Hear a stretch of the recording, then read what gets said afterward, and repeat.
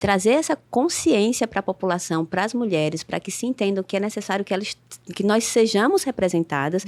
E para isso há uma política de cotas, né? Eu não sabia, vim saber esse ano.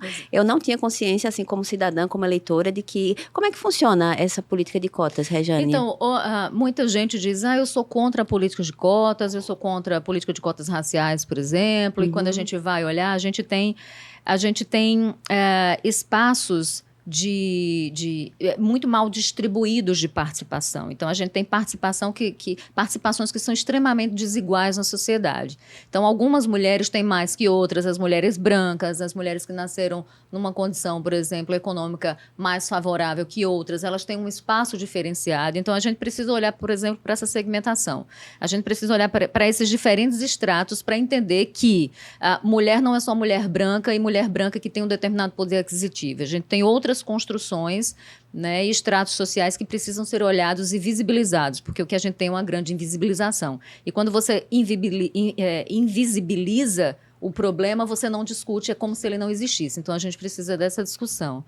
E aí, a gente também, em função disso, se colocou, por exemplo, no Brasil, a questão dos 30%.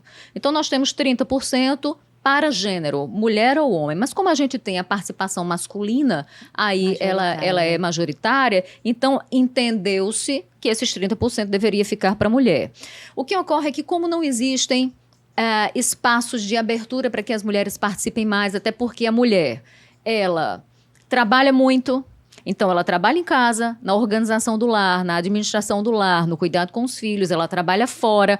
Qual o tempo que sobra para capacitação, para que a mulher possa participar de espaços de discussões ligados a esse campo da política?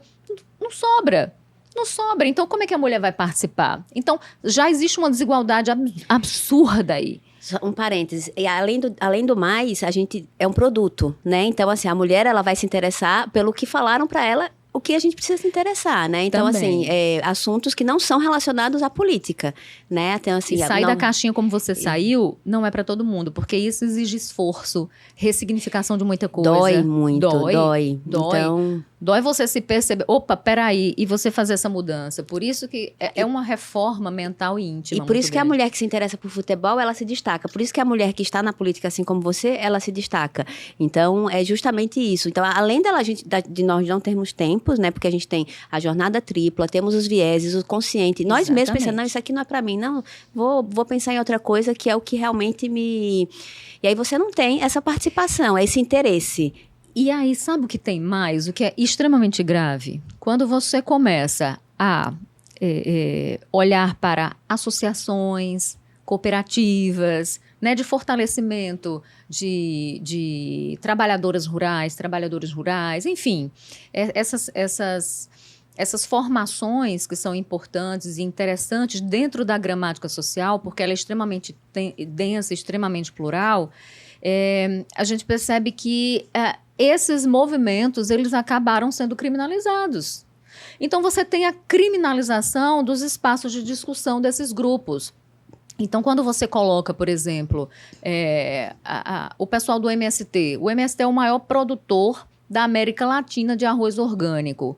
Foi um dos segmentos que mais distribuiu, né, ajuda do ponto de vista alimentar num país de insegurança alimentar durante a pandemia para pessoas que precisam, né, de comida, para pessoas que precisam sobreviver. Então, mas o que aconteceu com o MST foi criminalizado. O que acontece com movimentos sociais são criminalizados.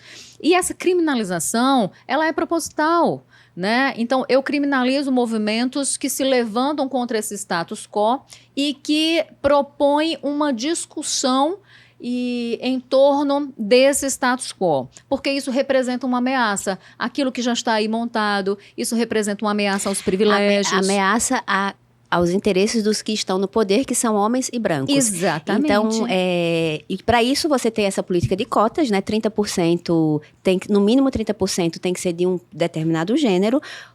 Por termos uma predominância masculina, naturalmente esses 30% se tornam para o gênero feminino, é isso. E sabe o que acontece? A gente tem um grande laranjal muitas vezes. Então, você tem alguns partidos que, de fato, investem nessa questão, né, de formação e capacitação de mulheres para que elas participem, mas você tem outros que não, que saem empurrando mulheres e que desviam dinheiro daquela candidatura para outras coisas.